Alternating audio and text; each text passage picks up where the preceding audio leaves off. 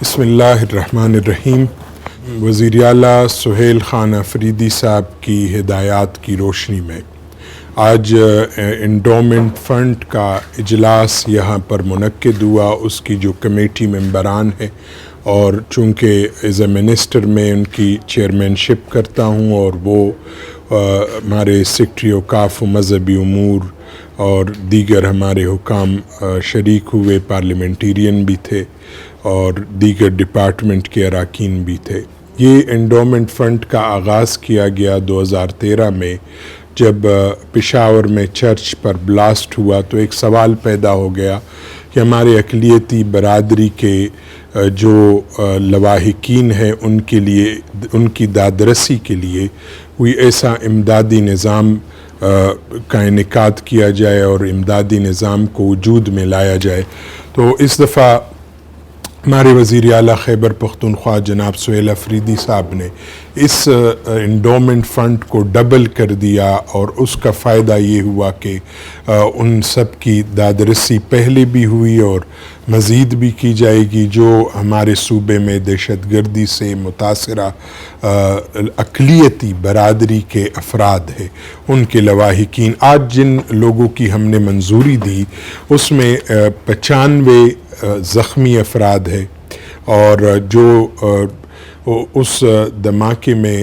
جاں بحق ہوئے ان کے لواحقین، ان میں ان کے بیوائے ان کی تعداد 17 ہے، اورفنز جو یتیم ہیں ان کے لواحقین میں ان کی تعداد 55 ہے، اور جو پرماننٹلی ڈسیبل ہوئے تھے ان کی تعداد 7 ہے۔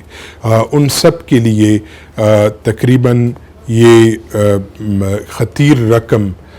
اس کا اجراء انشاءاللہ ہو گیا ہے آج سے، اور عنقریب وزیر اعلیٰ صاحب کی ان کی نگرانی میں ان فنڈز کو ان میں ڈسٹریبیوٹ کیا جائے گا۔ ٹوٹل جو رقم ہے وہ 13 کروڑ 80 لاکھ روپے کی منظوری آج کی کمیٹی نے دے دی، اور اس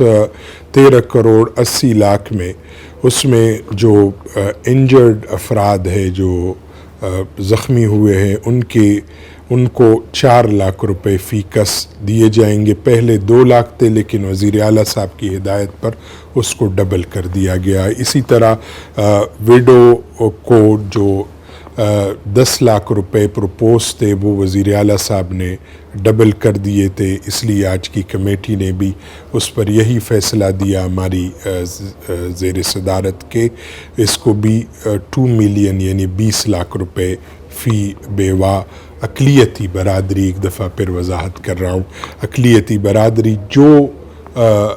دہشت گردی سے متاثرہ ہے ان کے لواحقین میں۔ اور اسی طرح اورفنز، ان کو پروپوز کیے گئے تھے 5 لاکھ روپے، جو کہ سی ایم صاحب کی ہدایات کی روشنی میں 10 لاکھ کر دیے گئے۔ اور اسی طرح پرماننٹلی ڈسیبل اقلیتی جو دھماکوں یا